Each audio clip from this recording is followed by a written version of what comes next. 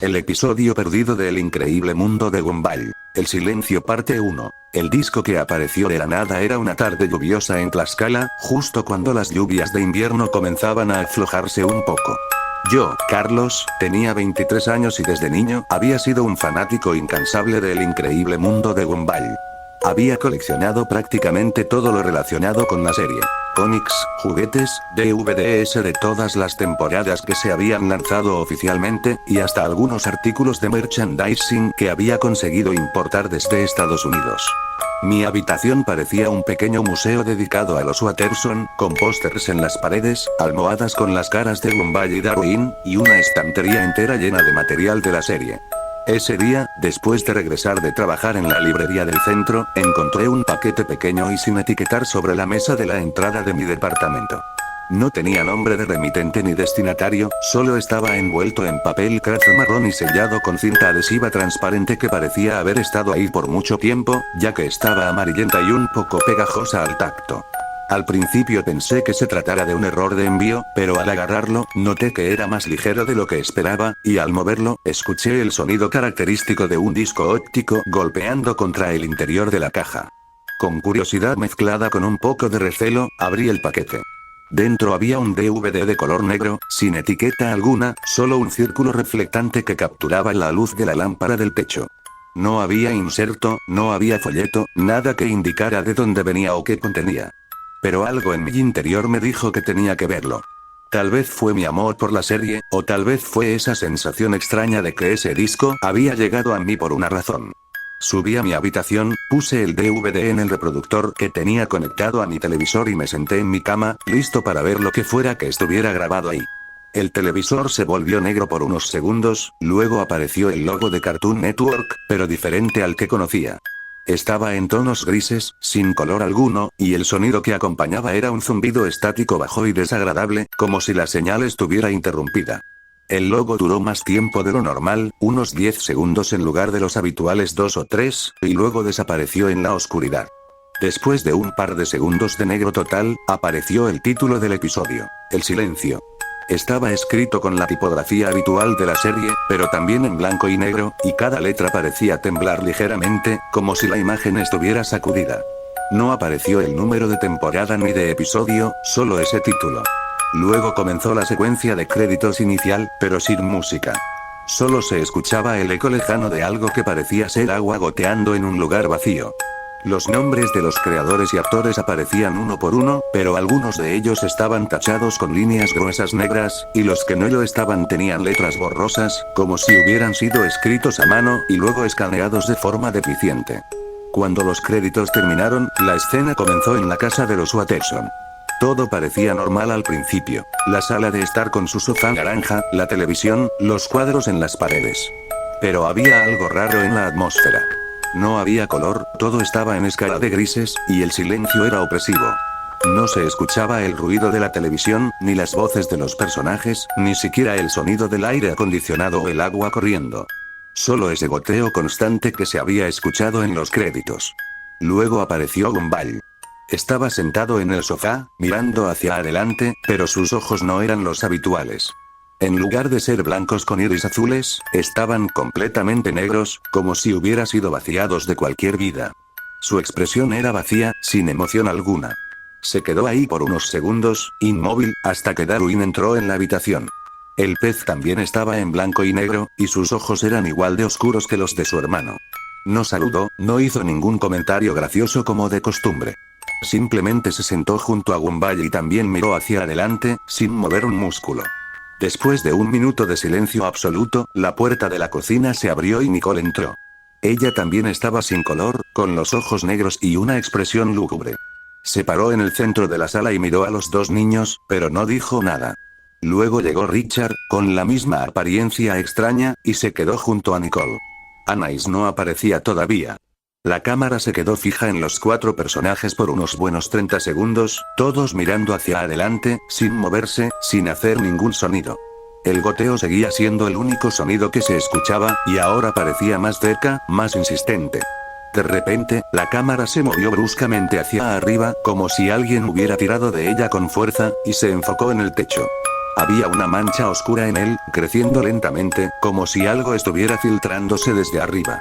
El goteo parecía provenir de ahí. A medida que la mancha se hacía más grande, se podía distinguir que el líquido que caía no era agua, sino algo más oscuro, viscoso, que al tocar el suelo dejaba manchas negras que se extendían por el suelo de madera.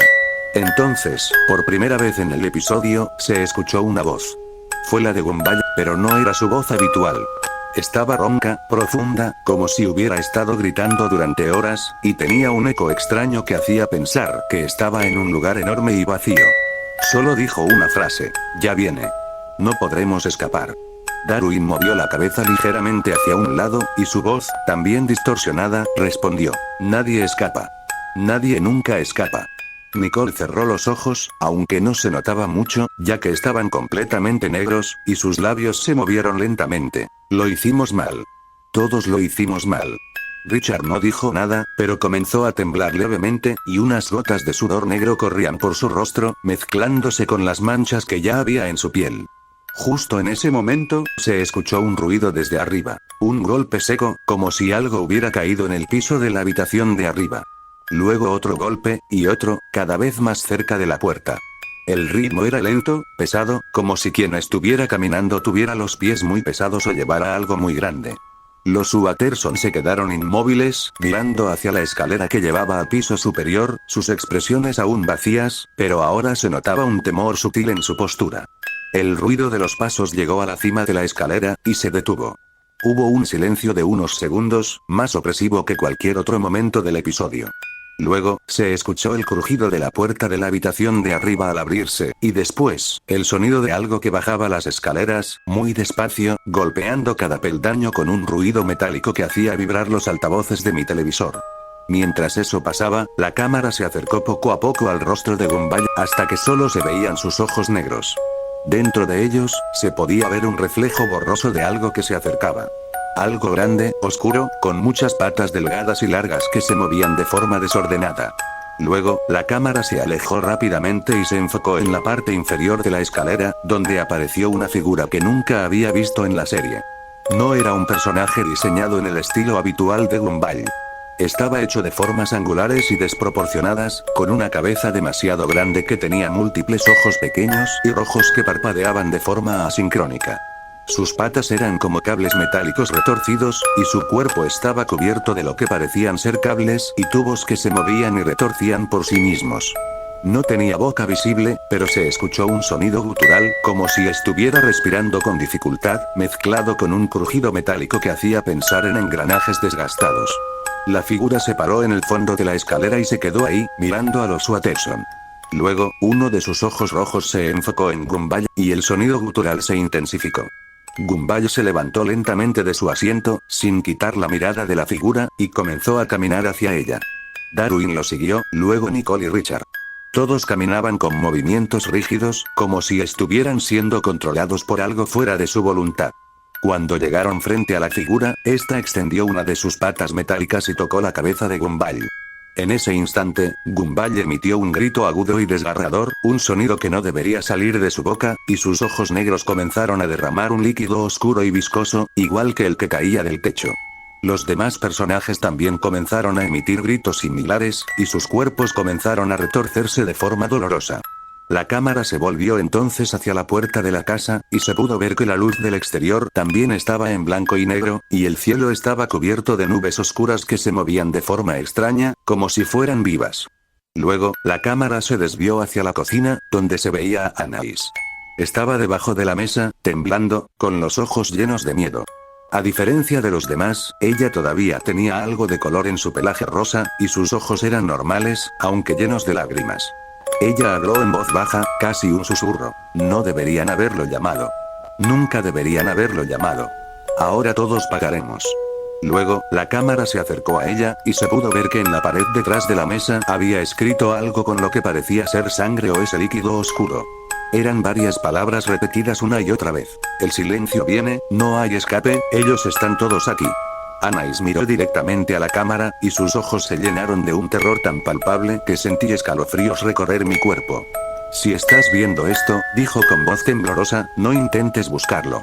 No intentes encontrar el episodio. Se acerca. Y cuando llegue, no habrá nada que puedas hacer. En ese momento, la figura apareció detrás de ella, sin hacer ningún ruido. Anais no se dio cuenta hasta que la pata metálica tocó su hombro. Ella giró la cabeza lentamente, y su rostro se contorsionó de terror antes de que la pantalla se volviera negra de golpe. Hubo unos segundos de silencio total, sin siquiera el goteo que había acompañado al episodio hasta ese momento. Luego, aparecieron los créditos finales. Eran los mismos que los iniciales, pero ahora todos los nombres estaban tachados, y entre ellos aparecían frases escritas en letras torcidas. Ellos están aquí, el silencio llegará a todos, nadie está seguro. Al final de los créditos, en lugar del logo de Cartoon Network, apareció una imagen borrosa de una figura que parecía ser la misma que había aparecido en el episodio, seguida de la frase: "Esto no es una ficción. Es una advertencia". Luego, el televisor se apagó de golpe. Mi habitación quedó en la oscuridad, solo iluminada por la luz tenue que filtraba la cortina de la ventana. El silencio de la habitación era tan denso que podía escuchar mi propio latido. Mi corazón estaba latiendo a 1000 por hora, y me sentía como si hubiera pasado algo realmente malo. Me quité los auriculares que había estado usando y me quedé sentado en la cama por unos minutos, tratando de procesar lo que había visto. Al principio pensé que se trataba de algún fanfilm mal hecho, o de un proyecto de animación que nunca había sido terminado. Pero había algo en la calidad de la animación, en la forma en que los personajes habían sido diseñados en ese estilo tan extraño, que no parecía hecho por un fan. Además, la sensación de malestar que me había producido era real, como si hubiera presenciado algo que no debería haber visto. Decidí investigar un poco. Saqué mi teléfono y busqué en internet si había algún registro de un episodio llamado El silencio del increíble mundo de Gumball. Busqué en sitios de fans, en wikis de la serie, en foros de discusión, pero no encontré nada. Ningún episodio con ese nombre había sido anunciado, producido o emitido. Incluso busqué en sitios de archivos de televisión y en bases de datos de producción, pero no había rastro alguno. También busqué los nombres que habían aparecido en los créditos, pero algunos de ellos no correspondían a personas que hubieran trabajado en la serie. Los que sí correspondían eran nombres de animadores y guionistas que habían trabajado en las primeras temporadas, pero al buscar información sobre ellos, descubrí algo que me hizo sentir aún más inquieto. Varios de ellos habían desaparecido sin dejar rastro hace unos años, y sus casos seguían sin resolverse. Otros habían sufrido accidentes inexplicables o habían desarrollado trastornos mentales graves que los habían obligado a retirarse del mundo del entretenimiento. Me quedé despierto hasta muy tarde esa noche, investigando y tratando de encontrar alguna explicación a lo que había visto. Pero cuanto más buscaba, menos encontraba, y la sensación de que algo andaba mal iba creciendo en mí. Al final, me quedé dormido de cansancio, con el teléfono en la mano y el televisor apagado frente a mí. Parte 2. Los síntomas. Al día siguiente, me desperté con un dolor de cabeza terrible y una sensación de opresión en el pecho. Cuando me levanté de la cama, me di cuenta de que todo a mi alrededor parecía estar un poco más pálido de lo normal. Los colores no tenían la misma intensidad que antes. El póster de Gumball y Darwin que tenía en la pared parecía estar en tonos grises, y mi ropa, que solía ser de colores vibrantes, lucía apagada. Al principio pensé que se trataba de mi estado de ánimo, o del hecho de haber dormido mal. Pero a medida que pasaba el día, la cosa empeoraba. Cuando bajé a desayunar, me di cuenta de que no podía oír ningún sonido. No el crujido del pan tostado, no el sonido del agua caliente al preparar el café, ni siquiera el ruido del tráfico fuera de mi departamento. Todo estaba en completo silencio. Intenté hablar, pero no salió ningún sonido de mi boca. Me asusté y me miré en el espejo. Mis ojos estaban completamente negros, igual que los de los personajes del episodio. Me quedé paralizado por unos segundos, mirándome en el espejo, sin poder emitir ningún sonido, sin poder hacer nada más que temblar. Luego, de repente, los sonidos volvieron de golpe. El crujido del pan que se había quemado en la tostadora, el sonido del agua que se derramaba del cafetera porque la había llenado demasiado, el ruido del tráfico que ahora parecía más fuerte que nunca. Mis ojos también volvieron a la normalidad y pude hablar de nuevo, aunque mi voz salió ronca y débil. Decidí no ir a trabajar ese día. Me sentía mal, y tenía miedo de qué podría pasar si salía a la calle y algo así volvía a sucederme. Me quedé en mi habitación, mirando el DVD negro que había aparecido la tarde anterior. Estaba sobre la mesa, junto al reproductor, reflejando la luz de la ventana como si fuera un ojo oscuro que me miraba. No me atrevía a tocarlo, mucho menos a ponerlo de nuevo.